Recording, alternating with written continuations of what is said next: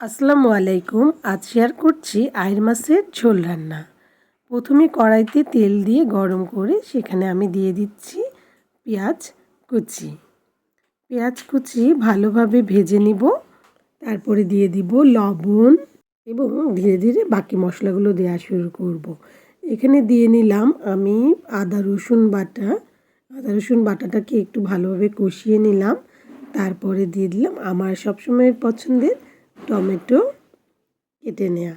টমেটোটা দিয়েও ভালো করে ভুনে নিচ্ছি। আইড় মাছের রান্নার ক্ষেত্রে মশলা ভুনাটা খুব জরুরি। আসলে শুধু আইড় মাছ না, এ ধরনের রান্নায় মশলাটা একটু ভালো করে কষালে স্বাদটাও ভালো লাগে, মশলার কাঁচা গন্ধটাও থাকে না। যেহেতু নরম মাছ বেশি কষানো যাবে না, এই জন্য মশলাটা ভালোভাবে কষিয়ে নিলে ভালো হয়। তারপরে দিয়েছি হলুদ, জিরা, ধনিয়া এবং গুঁড়া মরিচের গুঁড়া। এই মশলাগুলো আপনি আপনার স্বাদ মতো দিতে পারেন। আমি এখানে আমার পছন্দ অনুযায়ী দিয়েছি বা আমার পরিবারের প্রয়োজন অনুযায়ী, আমার পরিবারের মানুষ ঝাল যেমন খায় সে অনুযায়ী মশলাটা আপনি আপনার পছন্দ মতো দিবেন। তারপরে আমি একটু গরম পানি দিয়ে নিলাম, মশলাটা আরেকবার কষিয়ে নিব। বলেছিলাম না, মশলাটা ভালোভাবে কষিয়ে নেওয়াটা এক্ষেত্রে খুব জরুরি। মশলা কষানো হলে মাছটা খেতে ভালো লাগবে।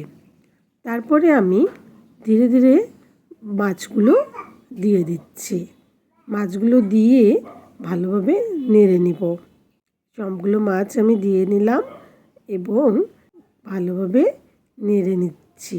মশলাগুলো মাছগুলোর গায়ে যেন সুন্দর করে মেখে যায়, সেই জন্য আস্তে আস্তে করে নাড়ছি।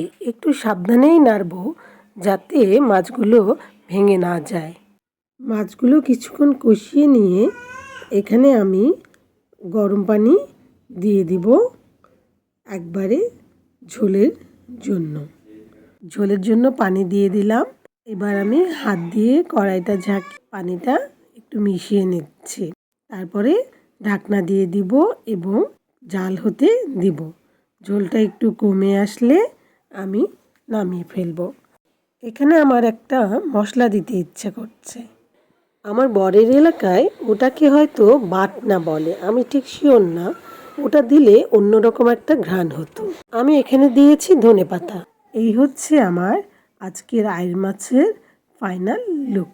আমি আমার পাত্রে ঢেলে নিয়েছি, এইরকম দেখা যাচ্ছে এবং খেতেও মজা হয়েছে।